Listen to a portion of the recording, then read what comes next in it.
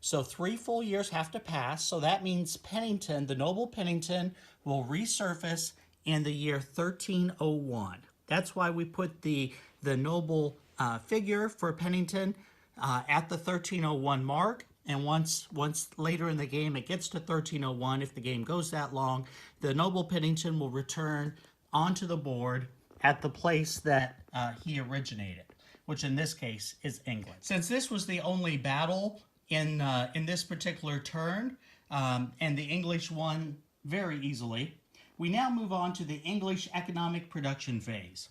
So now that all the movement has been completed, followed by the battle, which was completed, there was only one battle in this particular case. Now we're ready for the economic production phase. Now we look at our map, our economic production map, and we see that the English have 15 that they are entitled to at this turn. So based on that, they receive 15 new pennies at this moment.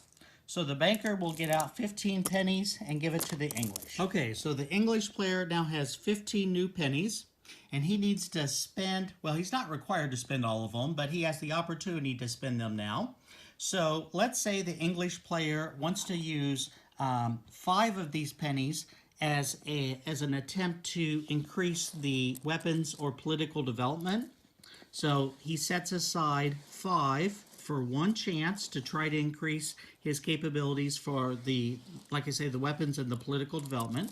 So let's set aside 5 for that. That gives him 10 pennies, and each unit in the game costs 5 pennies. So let's say that he wanted to create one new infantry unit. That would cost 5. And let's say he wanted to also create a new knight for the English. In this case, York on the knight side and Westmore for the infantry side. So now we look at the game board, and the English side gets to decide where they want to put the new units. So we look to the game board and see whether Lennox is controlled by the English. It is not. So English can't move there, can't put new units there.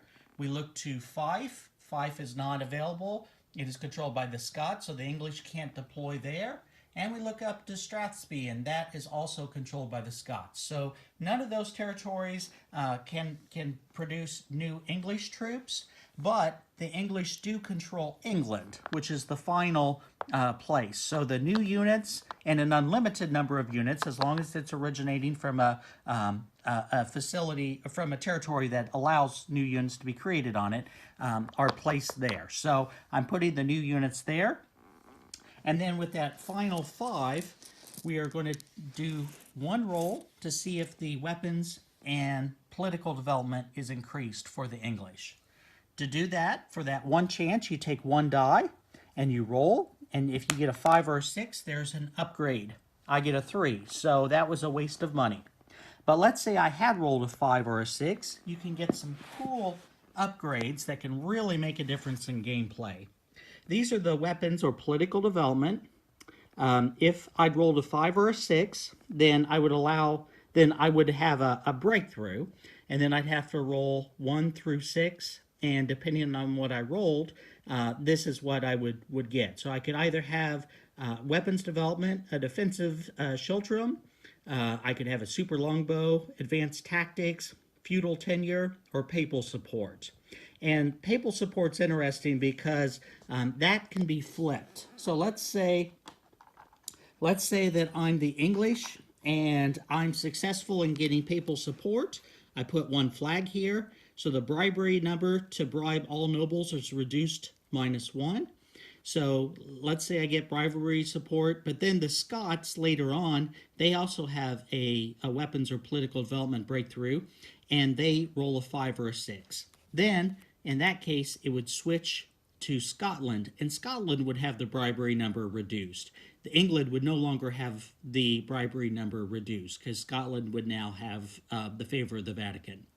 All others could be held by both the English and the Scots simultaneously. So, for example, if both rolled weapons development and both got the super longbow, you would put flags there denoting that both of them had the super longbow, or schultrum, or feudal tenure, whatever it is, or they could have separate weapons development. But it's just an interesting way to keep the game a little bit unique each time you play, because you never know. Obviously, the expense ratio that's necessary to have a weapons breakthrough, because it's based on randomness. So it just adds an interesting element to the game. Now that the English spending and deployment phase is over, the next phase, phase 8, is the English victory conditions check phase. So to do that, you just look at the Braveheart scenario and see how the English can win. They can win a military victory by killing Scottish King John Balliol once he arrives in 1299. 1299 has not happened yet, so that is not even possible for the English to do at this point.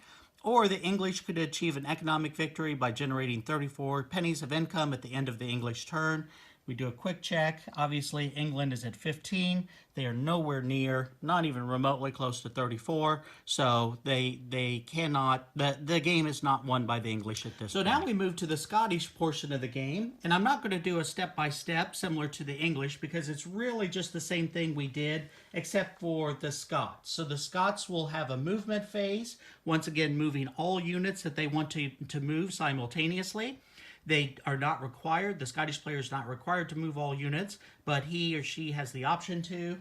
This phase is followed by the Scottish battle phase. So Scotland would be the attacker on that scenario. England, of course, the defensive position. After that, it would be the Scottish economic production phase, followed by the Scottish spending and deployment phase, and then finally the Scottish victory conditions check phase.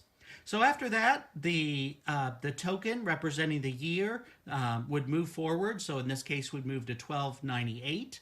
And then all the other 12 phases would start after that, once again with the English.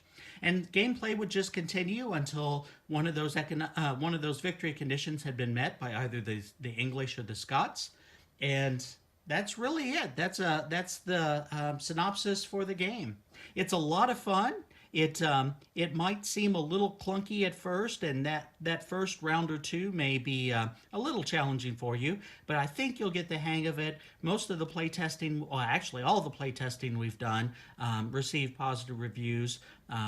So we're hopeful that you'll like it as well. I love this period of history, and I find it absolutely fascinating. So I devoted a fair amount of time to developing this game, but I think it's a lot of fun. I hope you find it as enjoyable as I do. You also might have an interest in how the Bruce game plays. That's very, very similar in actual gameplay. The only real differences are the initial setup is different, and that's outlined in the rulebook. And then there are also different victory conditions, but similar to the Braveheart scenario, the Bruce has 13 phases for each round, and gameplay is very, very similar. You could conceptually think of this whole game as Axis and Allies for the Robert the Bruce versus Edward I / Edward II conflict. That's it, with just a little bit of variation and some uniqueness to it. So I hope you enjoy it. Thanks for watching.